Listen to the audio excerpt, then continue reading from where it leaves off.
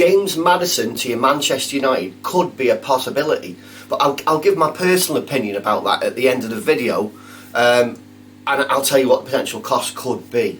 But first, here's what you need to know. So James Maddison is about to enter the final year of his contract at Leicester, which means that whether that club is relegated or whether it stays in the Premier League, apparently Maddison wants to leave. He wants to leave Leicester City. So the fact that James Maddison wants to leave Leicester City, whether they stay up or go down, whatever happens, means that Leicester have to seize the opportunity. If they don't cash in on him now, he could leave in a year's time for a free, and that, no club wants that to happen. So James Maddison, he's 26 years old. He's about a number 10. He's a number 10. He can play on the right of midfield. He can play as a number 10. He's a playmaker, and he has been linked with a lot of clubs over the last few years. So are United in for him? Well, if we are, so are other teams. And those other teams include Tottenham and Newcastle United. The Geordies have tried to sign Maddison on 2 occasions, and both last summer. They offered 2 bids, which ultimately Leicester turned down. So you can bet your house on the fact that they're going to be in for him and compete with us for his signature this coming summer. So both Uniteds are expected table bids in the summer. But why are so many clubs interested? Maddison had some time out this season due to injury and illness, but he's still with a limited number of games, he's still managed to turn heads. So he scored 9 goals and provided 7 assists in 27 Premier League games. Not all of them were starts. Some of those he came off the bench for, so he didn't play full 90 minutes. So a return of 9 goals and 7 assists is seen as a very good return for an attacking midfielder, and especially considering that Leicester have been awful, really awful this season. So what could James Maddison cost Erik ten Hag? Well, the Geordies in the last summer, they submitted 2 bids, like I said. They were 40 million and then 45 million, which ultimately were turned down by Leicester. But what I can say is, my own opinion, that is, that I think a starting point is going to be 45 million. Why? Because obviously Newcastle have already set the bar where of Maddison's value. So they valued him at 45 million. They wanted to pay 45 million. So you can expect that Leicester will say, well, you wanted to pay 45 million last year. That's the starting. We'll open at 45. And we'll see where we go. And so let's say we get into a bit of a bidding war. I expect we could play anywhere as much as 60 million for James Maddison. Now, 60 million for proven Premier League talent? Yeah, okay. I think that's okay. But would I personally go for him? Would I personally want Erik ten Hag to sign James Maddison? Now, I've always liked him as a player. I've always liked his tenacity. He's not a lazy player. He gets about the pitch. He likes to tackle. He's got a desire to win, and the fact that he speaks his mind on and off the pitch. So it's known that he is a very vocal player, and he'll tell others when he has something to say. If he doesn't like something that's gone on, or he has an opinion about tactics, or anything else related to the team as such, he does get involved.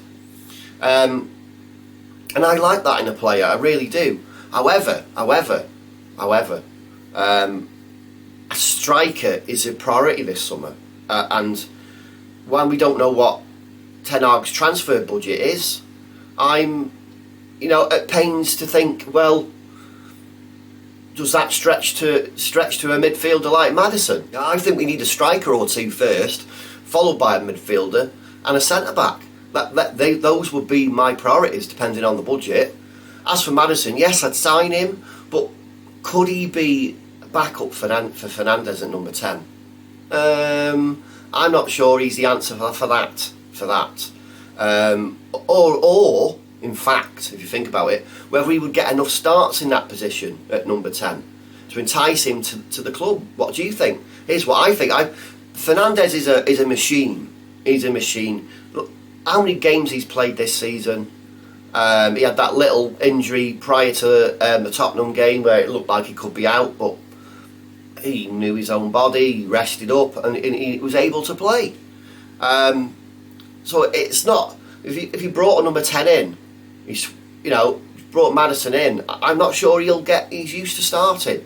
I'm not sure he'll get the game time that he would expect, or really the amount of game time which would work for the amount we spend on him. So in all honesty, I think if we buy a midfielder, that person should be more versatile. So someone who can work at CDM, work at number 10, somebody who can play in different positions. Now, a lot of the talk is about Brighton's Alexis McAllister and how he would be a better fit. Now, you can check out my video about Alexis McAllister in the description below, and let me know what you think about James Maddison. Would you have him at United? Yes or no? Do you have the same kind of concerns that I have? So let's recap what they were. I just don't think he'd get enough game time at a number 10, his attacking midfield role, for him to justify coming to United. Now, maybe, he's a better fit for the likes of Tottenham or Newcastle. I like him as a player. I've always admired him, and I always thought, he could do a job for us.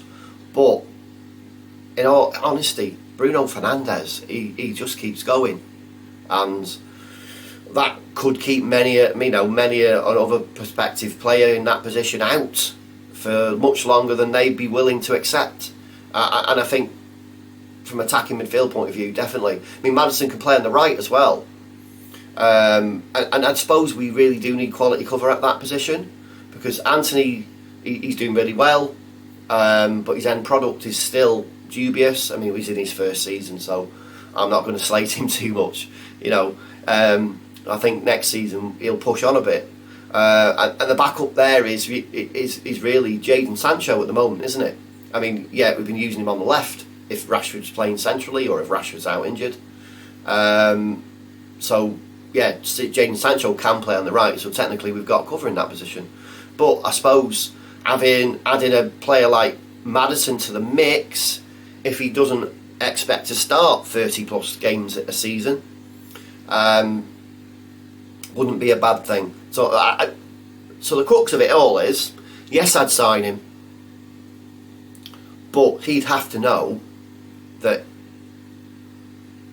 it wouldn't be easy for him to push out Bruno Fernandes at number 10, and whether he can compete with the likes of Anthony on the right, well, that would have to be seen. But these are the decisions that Ten Hag has, and us fans, we've got the luxury of discussing this and debating it.